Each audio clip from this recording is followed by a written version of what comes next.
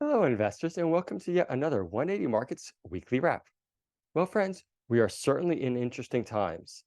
And specifically, this past week, we saw another increase in interest rates in the US.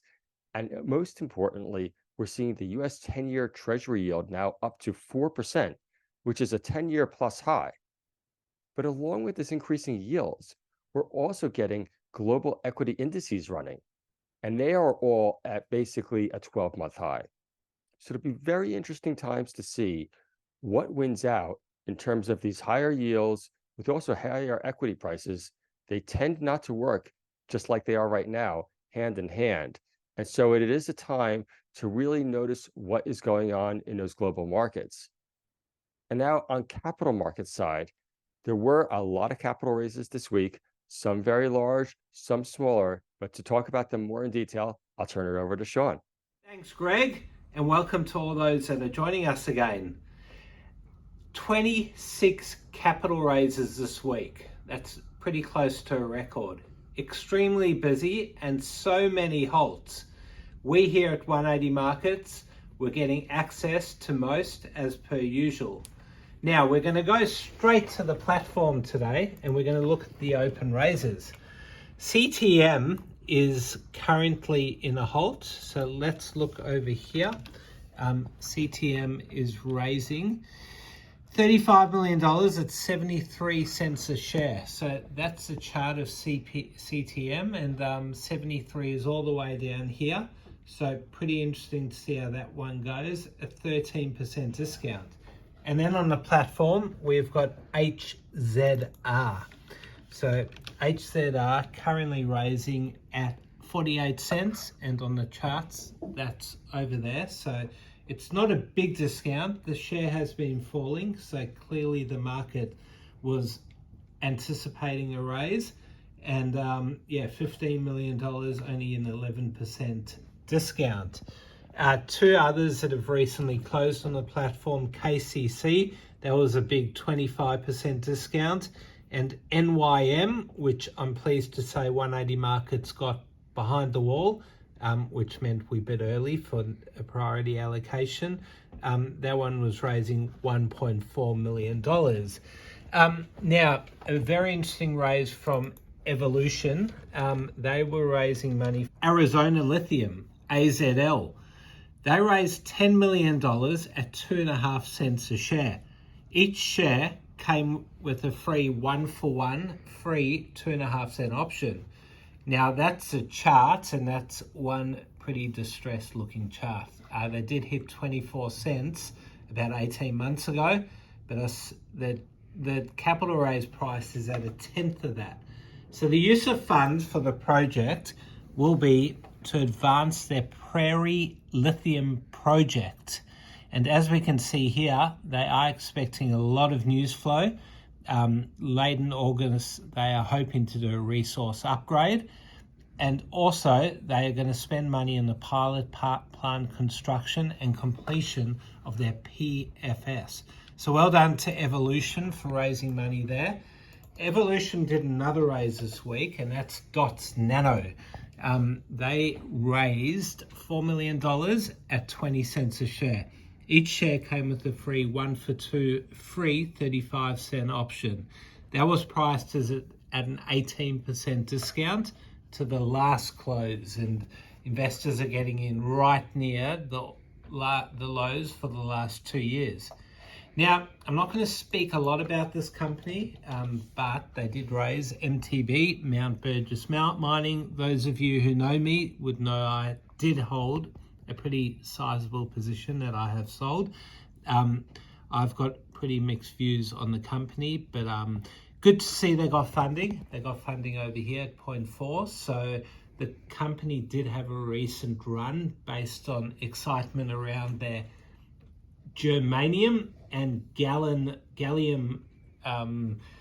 project, which not many people know about those commodities, but they definitely, if this company can get its stuff together and promote all right, then it could be a success. CRR, now that was a exciting raise because you don't see this often, but Australians are getting the hint that if you fund Canadian projects, you can do what's called a flow-through raise. So they were able to raise money at an equivalent of 6.1 cents in Canada.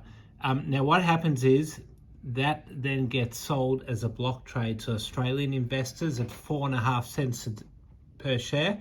So you pay the discount in Australia and you get the premium in Canada. We at 180 Markets were part of the cornerstone group for that raise. And the funds will be used on their Marvis Lake project. And that is, of course, lithium. Fingers crossed that one does all right. Next, we'll look at KCC. So KCC was a very popular raise at 180 Markets. We had a lot of interest. It was done at 5 cents a share, which was a 25% discount to the previous close.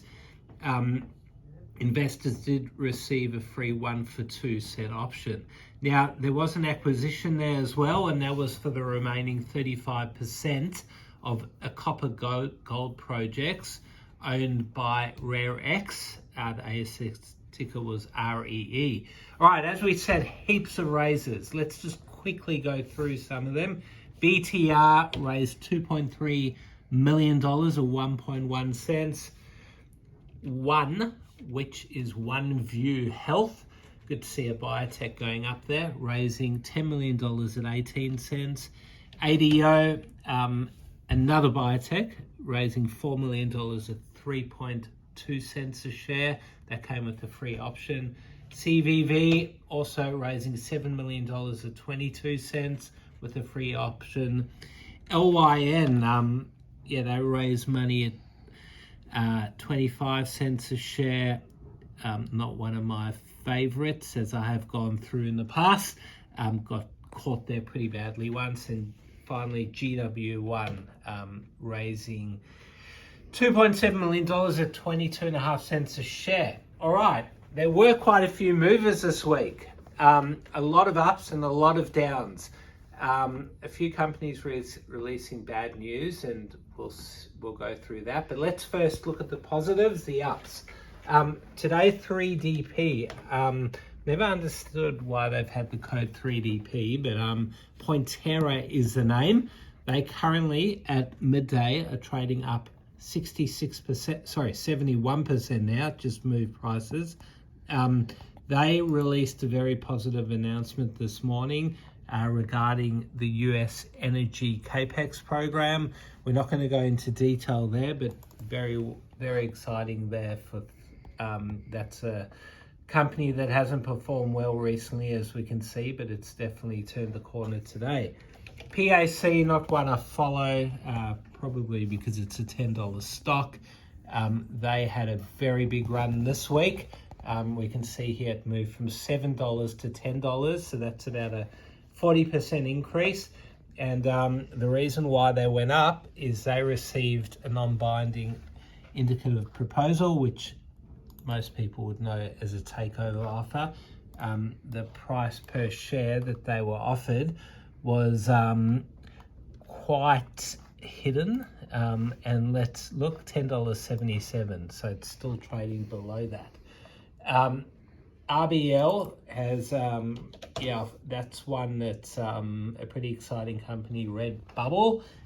They bounced here up 4%, but it went up quite a bit on Wednesday after they released their results. So if we look at the 30-day chart, that one was trading all the way down here at 30 cents, and it's pretty much doubled just on their results. So Redbubble has I remember when it listed about 5 years ago, it did it's probably even more, it did go quite a bit below the issue price when it listed. This is 10 years of a chart, and they were 90-cent IPO, went as low as 55, and then hit $7. So that was a big success, but now they're all the way back down. So yeah, these stocks, sometimes you just got to trade them and not hold on for the blue sky. Finally, an up, RMI, Cameragill loves that stock, Resource Mining Group. So let's look at the chart there. That is a 10-year chart. Let's rather go look at the 1-year chart. So they haven't performed well, but they do look like they may have seen the bottom. So the reason why they're up today is Mr.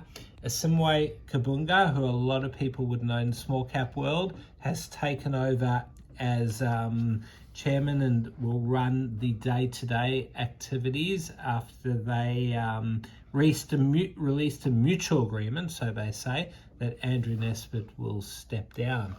As we said, quite a few downs. Let's start with CXO. So this one used to be a darling of the market, lithium darling. Let's look over the 5 years. So they were trading as low as 5 cents a share. I remember that pretty well back in COVID days in 2020.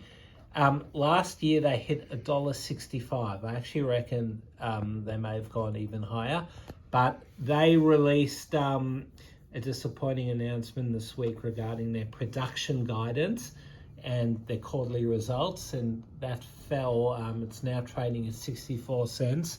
So a lot of the darlings of yesterday have just struggled to continue going up, and that's what pretty much happens a lot of the time.